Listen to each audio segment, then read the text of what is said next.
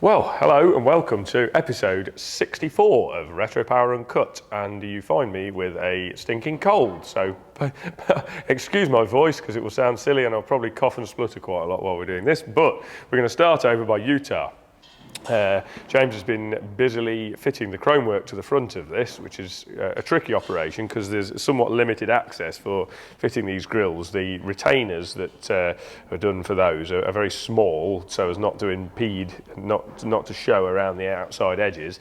So by nature of that, they're quite fiddly to handle, and it's in quite a confined space. So it was quite a tricky operation fitting those, but they're all in now and can stay in. They don't need to come out again. So that's all done and looking really rather impressive. The Mark 1 grill really does set the front end off, and we're really happy with how that's worked out. That's really looks rather nice. He's now working on the centre console, all the bits of which you'll have seen in previous episodes gradually evolving, and all the various processes of making those. It's quite a complex assembly really, because it was reasonably complicated in design and by virtue of how it needed to be fitted into the car. And then there's also a complication of the number of different finishes involved to get all the contrasts that we wanted.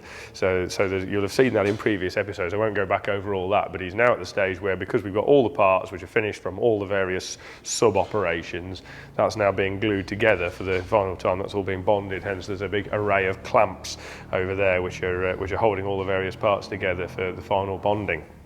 So once that's done, you can then actually really start to crack on with getting the interior together, because it does all revolve around the centre console quite a bit. So that's why that's the next piece of the jigsaw puzzle to getting this car finally finished.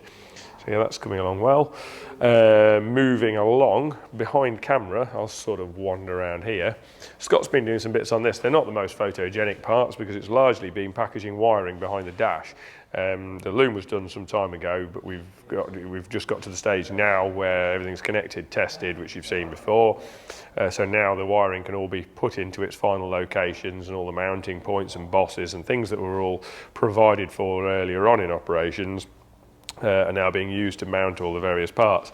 So that's Scott's duty of today, plus finishing, doing final paint fettling, where all the excuse me, where all the cable runs and pipe runs run inside the car. The paintwork hadn't been finally fettled basically in those areas, plus there were little, very fine scratches and things from, not deep scratches, but just fine marks from general assembly work, where the paint can't be protected because there's clips and things in the way. So Scott's been going around taking clips off, just finalising paint finishing around there, and then refitting them, just generally titivating everything ready, because none of that will be accessible once the seats are in. We want to get all that done before all the actual final bits of the interior get put together. So that's what Scott's on with. We'll walk past the E-Type that was introduced last week, past the Mercedes, which is still in shakedown but being continued with in the background because of lots of work being done on a car which isn't hit. We've not got to hide this week because it's not in this workshop at the moment, so we won't need to hide the secret project this time. More will be unveiled on that in the future. Onto the Mustang, which we've just picked up again. As Cal mentioned last week, really we've had a bit of all hands on deck with the project we can't mention, to the point where the last few days have been very, very fraught on that front. And we've now been able to get back on with some other jobs. And at that point, I would introduce Adam. You want to wander over here? I'll give you a little intro. I'm going to beckon Adam over because Adam's working on the Mustang, and he's been going through the parts to start the door builds, various other bits as well, but he's going through the parts to start the door builds. So wandering into shop now is Adam, our new recruit, who's our new assembly man in the workshop here, and yeah, he's cracking on with the Mustang. So you'll be seeing a bit more of Adam in upcoming episodes. So there you go. First bit on camera for Adam, thrown straight in. So yeah, that's where we're at in here really. There's other bits going on. There's little bits going on the Stratos, but again, that still revolves a little bit around interior parts. We've got a couple of tiny things to finish on the RS2000 before that goes out of the door. So that's pretty much headed out of the door now. So we'll wander through to the Metalwork Workshop, where, as Cal said last week, quite a lot's changed. We're almost there The plan is, which I'm sure people will quite like, to do a full workshop tour. Probably Cal and I will do a full workshop tour and walkthrough for everybody once we've actually got everything finished in here. And we're just slightly held up by, there should be a big curtain door across this prep bay. However, UPS lost it. A 42 kilogram parcel, one wouldn't think would be that easy to, one would think it would be fairly easy to keep track of. But it was delivered to somebody else's address, to somebody who isn't our business, who isn't our name, and is now lost. So the supplier, who's very, very kind, is making a new curtain for us and is then going to pursue UPS and hopefully try and get the curtain that he's made, because it's not a particularly cheap curtain, there's quite a lot of money involved. So anyway, that's why we have no curtain and we're not quite going to do the walk round yet. But we will do a big workshop walk round. So since I'm stood right in front of it, I'm going to give Jamie a gamble as to which cars he's going to talk about. We're going to quickly talk about the Morris, because this is on the brink of being stripped down. I believe that Stu will be starting to strip this back down tomorrow. I think he's got literally 3 little bits still to tweak. I'm just looking over at various things, but yeah, I think he's got about 3 little bits still to tweak. And a couple of little minor things to do with it. I think he wants to make some guides, some little nylon guides for the bonnet when the bonnet closes. I think he's got one little bit of a panel gap on the side of the boot lid that he's not quite happy with. And I think there's one little tweak on a wing, but he's pretty much finished. You know, it was kind of finished a couple of days ago, and then there was a couple of bits that have cropped up and a couple of things we've realised we need to just tweak slightly more. But then that tomorrow, all being well, if failing that Monday, but I think tomorrow, should be going on to the lift to be stripped down, to have all the underpinnings removed from it, ready so that they can then in turn be all stripped down, ready for all the sub-operations pardon me, that need to occur on all those sub-assemblies. So for example, picking the easy one, front and rear axle assemblies, both Mazda MX-5, they'll be removed from the car, completely stripped down, all the nuts and bolts dismantled. We'll assess all the fasteners on those to make sure, to decide whether they can be reused or not. If they can be reused, we will put them in for our process of bead blasting. Well, then they'll go for zinc plating, or zinc nickel plating we'll be using on those. So they'll go through that process. If they can't be reused, then we'll source replacements. The existing suspension bushes will all be removed. The wishbones will be checked over for any damage. If there's no damage on them, they'll be put through a process where we would get them shot blasted, zinc metal sprayed, and then powder coated. Same with the actual subframes themselves. The front subframe needs a minor tweak where the engine sump sits, the rear-wheel drive Zetec sump. There's a Ford Zetec engine in this, remember. There's a small tweak that needs doing on that front subframe to allow clearance for the sump. A little bit of a cutout we've got to do on that. It's roughly cut out at the moment from when it was on the jig. You couldn't really get in to do that on the jig. So now, once we drop that subframe out, we can then tidy up that cutout and weld that up and make that, neaten that before that goes off for shot blast, zinc metal spray and powder coat.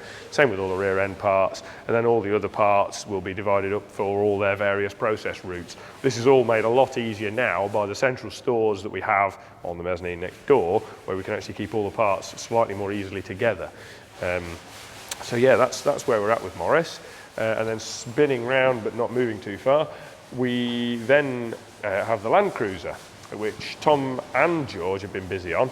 I'm going to leap straight in and hand over to George for a minute to explain the final stages of what he's been doing on the engine cam covers and the front cam belt cover, because there's been a couple of design revisions along the way, but he's finally pretty much there with all that. So we're about at the stage where we could commit to billet parts, but I'll hand to George.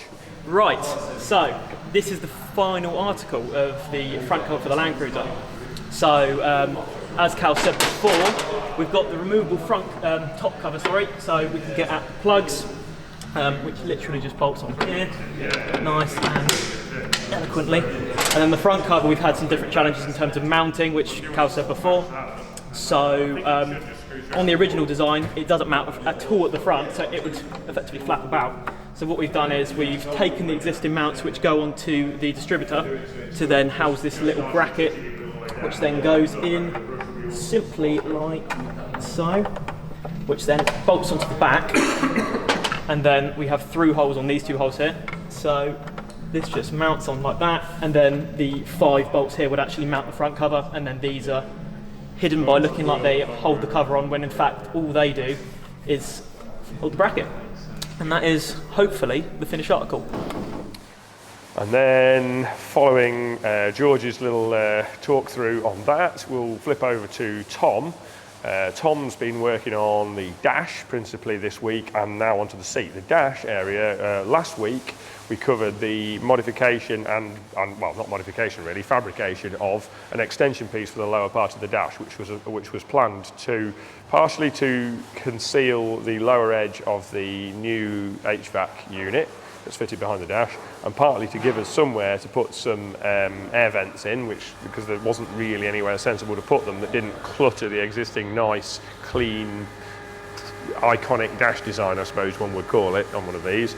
So we've added that strip in just to give us a bit more dash to put the vents in without cluttering up the original clean dash design, and then adding to that clean dash design, rather than these vehicles had a very clean initial dash design, and then a hodgepodge of random switches applied to the centre of the dash as evolutions of the vehicle went along, so that the middle of the dash was populated by a random array of switches. So we've just elected to get rid of that, completely clear out the middle part of the dash. So Tom's then cut out all that section, cut a new section of steel into that, TIG welded it all in, planished it all up, got all that nice and neat. So we've just got those shaped recesses each side, one for the glove box section, one for the dash, sort of the instrument binnacle section the other side. So that's all now looking really nice and lovely and clean now. So then it was onto the seats.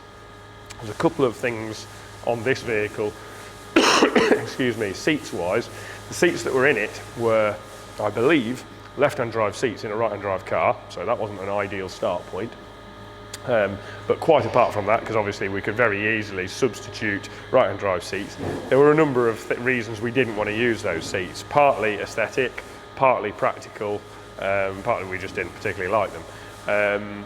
So the customer was quite keen on a series Land Rover style low back bench type seat arrangement, which is what we're now fabricating into this. We're going to fabricate a seat box that also acts as a fuel tank cover.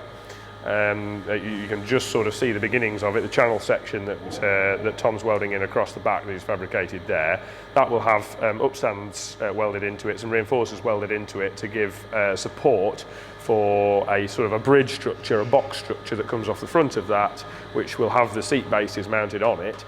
It will form basically like a series Land Rover seat box, only it's removable in 2 sections. That back piece will be permanent, fitted to the shell, fitted to the body, and then there'll be like a goalpost arrangement across the front, which is then also tied back into that. But that'll all unbolt to mean so that we can get the fuel tanks in and out. And then the top cover of that box arrangement will have windows in it under each of the 3 seat inserts, so that which will be screwed in, so that they're then removable, so that you'd also have service access to anything that you might need to access on top of the fuel tanks without having to remove the whole seat box. You just have to remove one seat, whichever side you need to get at. The seats will be Land Rover series items, but with some modifications, with added framing, so that we can have those tilt without needing to recline against a fixed bulkhead as they do in the Land Rover.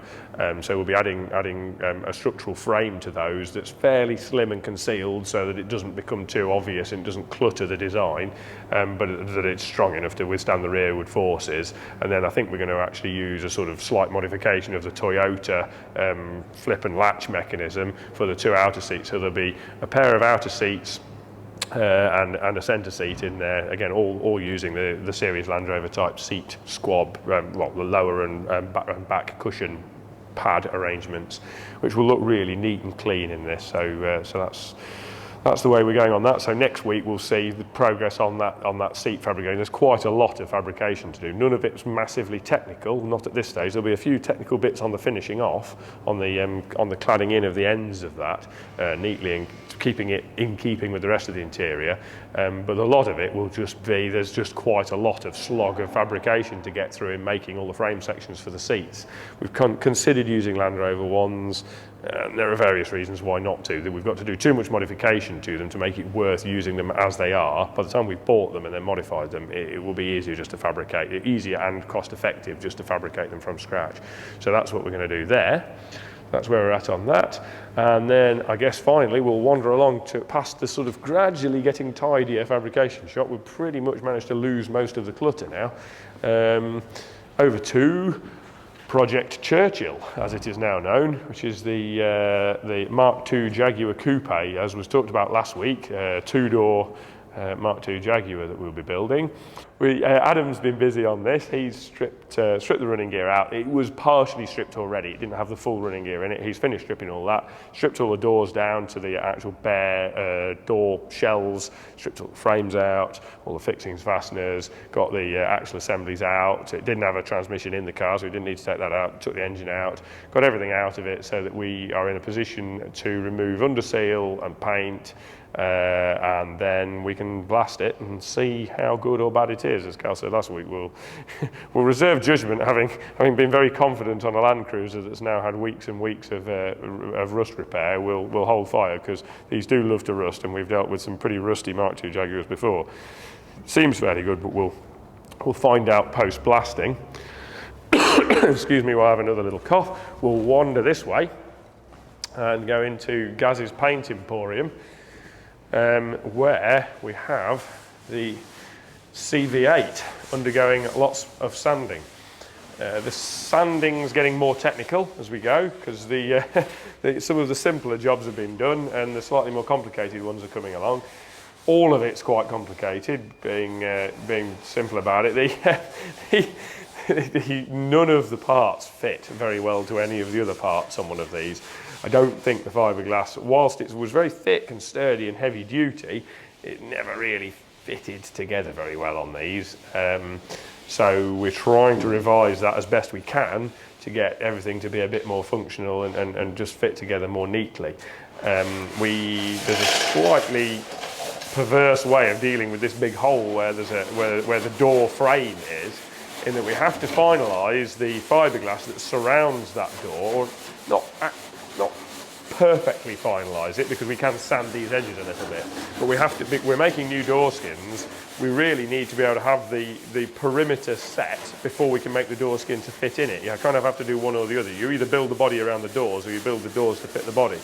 Given that we are starting with a Jensen body, albeit somewhat modified further down the line, we've decided that we're going to make the door skins fit the body. So we've finalised, Steve's working on now, as you can see, the side sills, which we touched on last week by Cal. We've got a lot of work to do on the quarters yet. The far side is crash damage, so that needs repair. This side doesn't really fit very well for reasons we're not entirely sure of. It just didn't fit very well. We're modifying the quarters anyway to increase the sort of the bulbousness over the rear wheel to give us more wheel clearance, and generally the design brief at the beginning was that those areas needed to be more bulbous. So we're going to be modifying that, cutting the quarters around to get the shape that we want there, and then once we've done that, that gives us a reasonable back edge to work to for the door. So that's why the doors are hung, but we won't be doing the door skins just yet until we've got the body. And also, going back to what we said before, the body, remember, the main part of the body is just a buck that we're working on here. So when you see large quantities of filler being applied at the back, this is a buck. This will be used to take a mould from to then generate a final body, which is a lot lighter and won't have half an inch of filler in it. But there will be at least half an inch of filler in quite a number of places on this, probably more in some places, as we shape these rear quarters to the final shape, which will progress over the next couple of weeks, I would say. A little bit of that hinges on my brother, Callum, because he's kind of the man with the design eye when it comes to the shape decisions on things like that. He's the one we really need to do that, and he's extremely busy doing a lot of other things as well. So it's hinging on him a little bit to get that bit done. But once we've got the quarters shape roughed out, then we can get them finally pinned in place down the B pillar and along the bottom of the rear window and around the wheel arch, because at the moment that lot's left loose.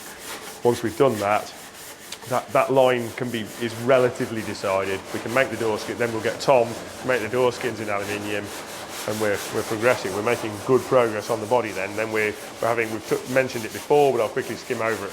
There's a pair of tools being machined, I would say either from Tooling Board or MDF, I don't know which, for the roof to enable us to set the body, the aperture shape and size and positioning in the roof for this book, so that when we take the mould, it'll be correct to match the CAD drawing for the glass roof, which will be made in, is it France or Belgium? I can't remember whether it's been made in France or Belgium, but the glass roof that will be being made for this will then fit exactly, because it'll be both the tool and the glass roof will both be made from the same CAD model, so that should work.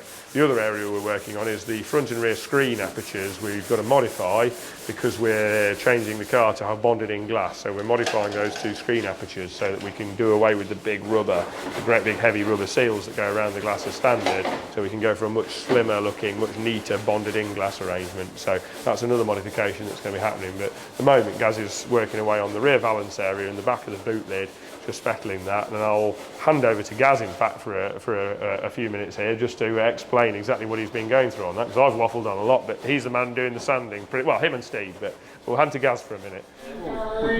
Tom's made that bit of the car out of metal as a book for us to change the profile of the back. Then with the exhaust recess as well, and then we've lost the enormous, I don't even know where it is now, enormous number plate light which was there. Oh yeah, there it is. It's looked absolutely terrible.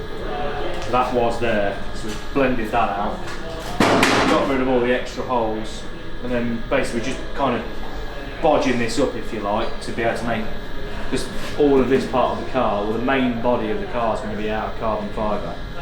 So we're doing all the body changes in the fiberglass to then take the mould from. So this is all, it looks a little bit bodgy, but it's you know, making a book for all the body changes. So yeah, that's all getting blended in. I've done most of the work off the car already, just to make it easy so I'm not sanding upside down.